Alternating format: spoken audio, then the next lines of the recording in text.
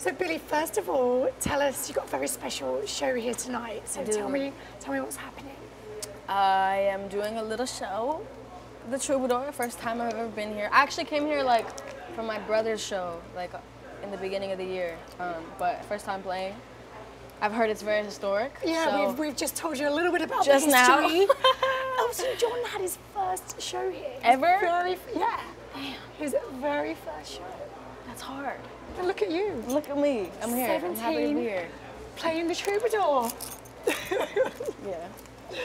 So what has this been like for you?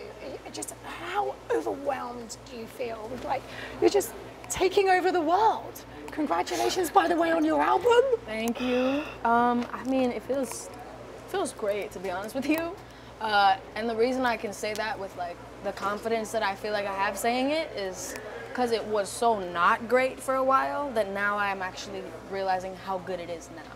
And I mean, I've been so lucky for so many years that I can't say it like it wasn't amazing, but I just wasn't in a good place, and now I'm finally in a place where I'm like just happy, and I'm like seeing how amazing everything is, and it's like all coming together.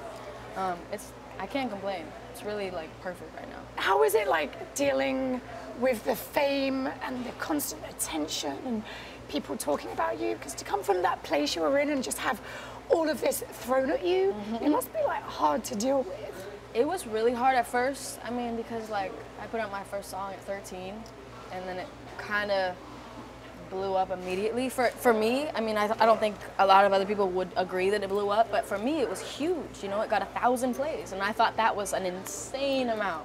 And it is if you think about it, but it's not in like the terms of a lot of people.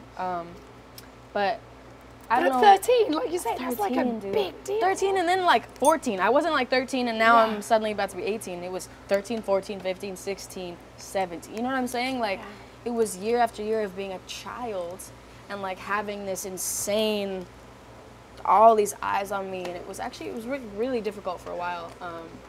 And not because of anybody in my team. I had an amazing team. I had amazing people surrounding me. I still do. How can you be prepared for that, you know? How can you know what to do? And how are you prepared for that now? Like, how do you deal with it now? What's made you suddenly happy? That's a good question. I think it's a lot of things. I think, I don't know, there's so many things that are so small, but so important. I mean, it is really the little things right now where it's like, you know, I'm at a point where now it's like bigger venues, which means it's more safe. It's like nicer green rooms, better food, better hotels, more people on my team, so we're not always stressing and doing everything ourselves and like don't have enough help. And it's, you know, it's more security and it's more respect from people and it's more like better treatment. It's all this stuff. And it's also like, besides that, I mean, I could have all of that and still be miserable. I think I'm just maybe at an age, or maybe just my brain is, I don't even know. I'm just happier now. I don't know how. Don't know what happened. I'm just happier. But you're happy. I'm happy. Well, we're happy. Your fans are happy. You're happy. I'm happy. They're happy. I'm happy. And you're always very open. You've helped so many young girls, teenagers, just talking about your depression. Was that a big deal for you to come out and be so honest? Was that something you thought about for a long time before you felt ready to discuss that? If I'm honest with you, not at all. And I think the reason was because I never like made a definitive like choice to talk about it, because I didn't realize it wasn't talked about.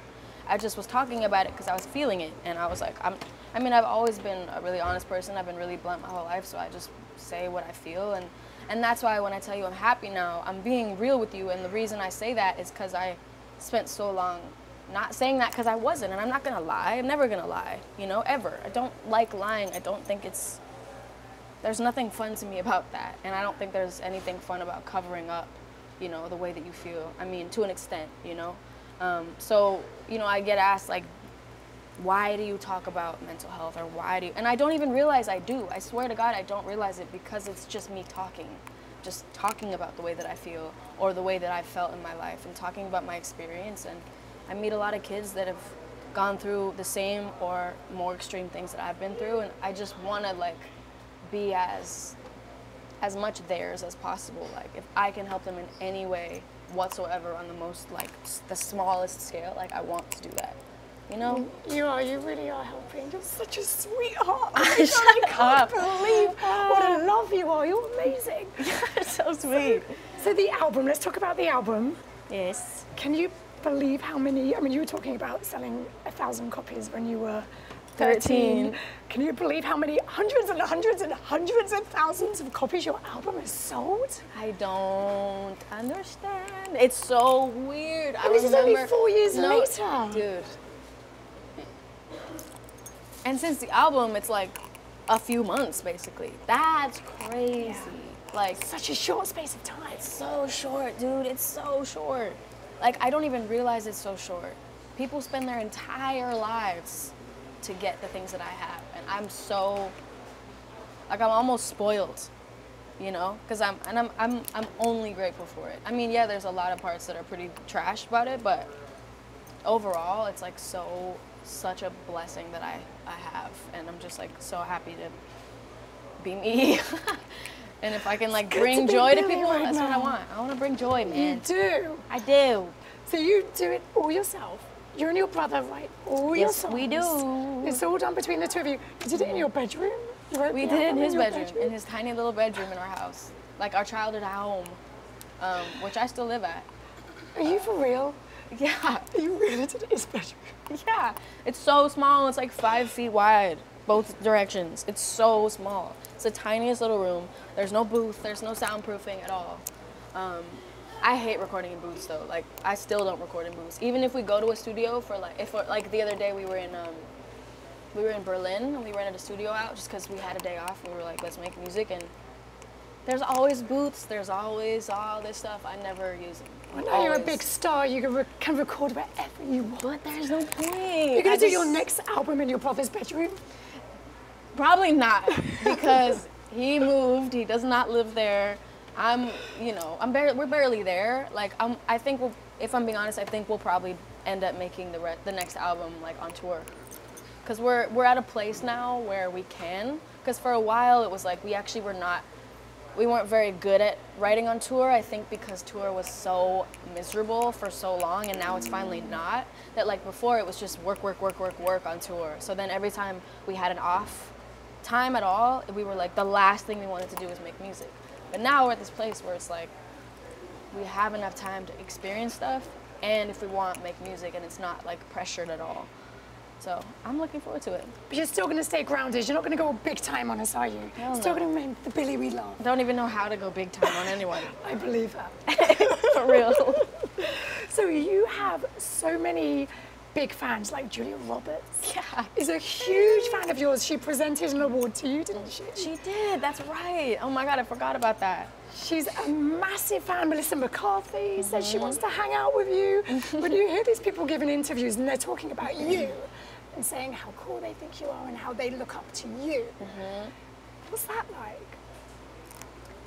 I think, I've talked about this a couple times with my brother. Just like a private conversation we've had a couple times, which is just like, I think it's so crazy I think it's such a step to reach a point where your parents are excited about the people that are talking about you.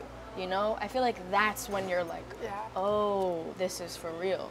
You know, Julia Roberts, like Billie Joe Armstrong. I mean, we were both really excited about that. That was more me and my brother than my parents. But I mean, like Julia Roberts, like Melissa McCarthy.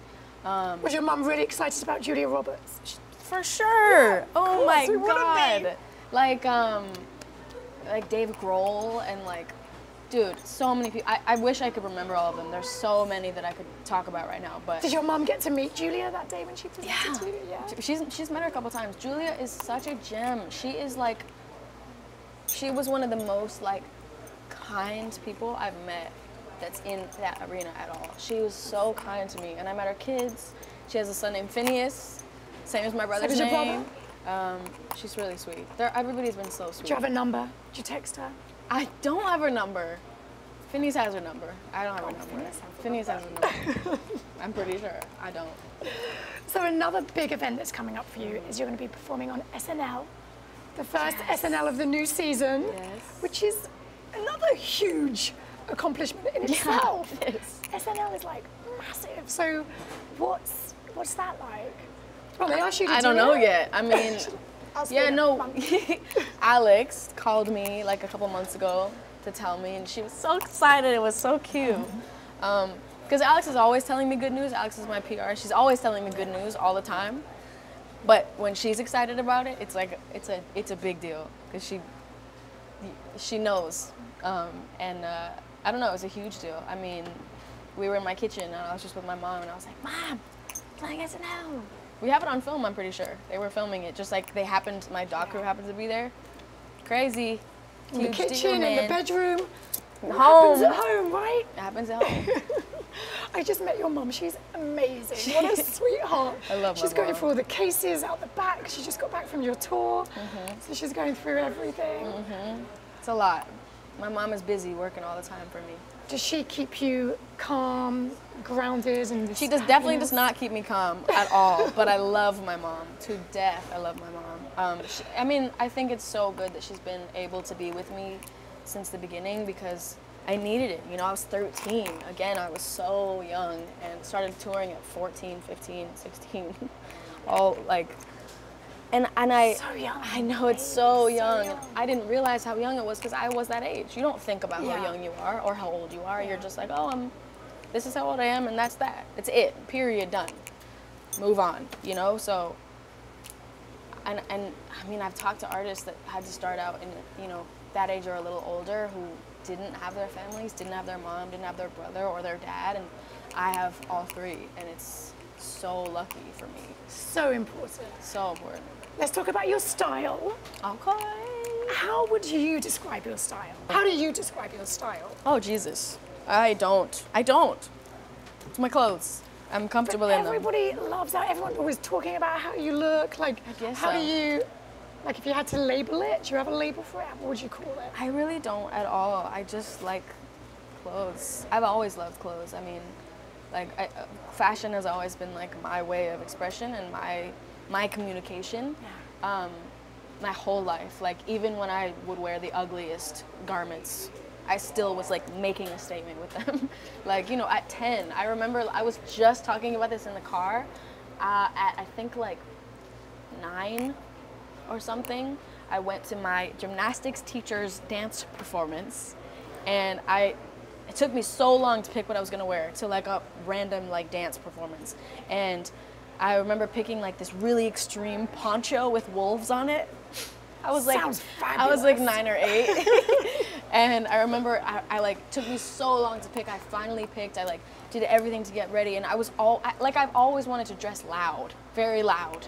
And even if it was ugly, I still wanted it to be loud. And so we went to the concert. I remember we saw my teacher afterwards, and she laughed and she goes, "Haha, what are you wearing?" And it literally broke my heart, but it's kind of okay, and it kind of like it stuck with me since then. And I think it's just like it just kind of taught me that I've always just wanted to dress and look like that, you know. I wanted that. I wanted the heads to turn since like I was really young, and not in like a cocky way. Just like I felt more comfortable being more extreme.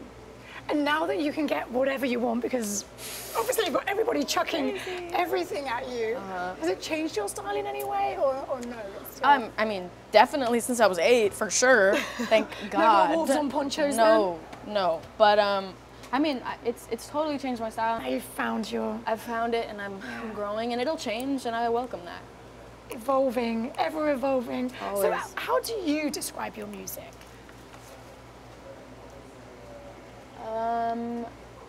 My music is what I want it to be. That's all I can say. Like it's not to please anyone but me.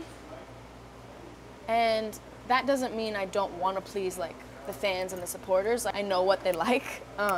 So I mean, I take that in and I like make stuff with that in my mind. Like, what would they think is cool? But it's never like, what does this person want that I don't want? It's always what I want, inspired by, you know, just things that I gather all over the place. So I don't know, I feel like since the beginning, like me and my brother have just made music that we've wanted to listen to.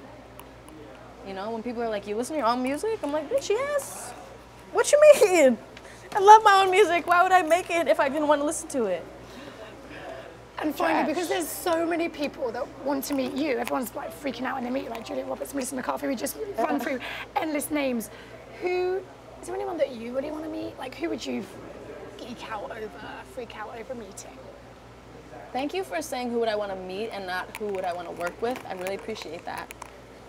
All anybody asks is that. Who would I want to meet? Rihanna. But like only if she would want to. Like, because my entire life I've never even wanted to meet my idols because I never wanted to bother them. I'm sure she would love to meet you. I'm sure she wouldn't. And then maybe I don't work know. together. I would die a million times. We've got to put it out there. Only right? if she wants to, though. I don't want to. Only if she would want to. Okay, if that happens, when you meet her, I want to be there. Because I When I meet feel her. responsible for just putting it out there. Oh, okay. Yeah, Deal. You take responsibility for it. So SiriusXM show tonight. Yes. Tell me about it. Right in here. I don't know. Sirius has showed so much love and support since like the very beginning. So I just wanted to kind of give it back a little bit. Just give them some love too. So I'm doing this little show, this little tiny venue. In this amazing, very intimate venue. And I'm excited. I'm gonna be very close to everyone. So I like being close to them. I like seeing their faces. So being up close and personal to your fans. Yeah. Thank you for watching. If you want more extra, hit the subscribe button and the bell so you'll never miss a video.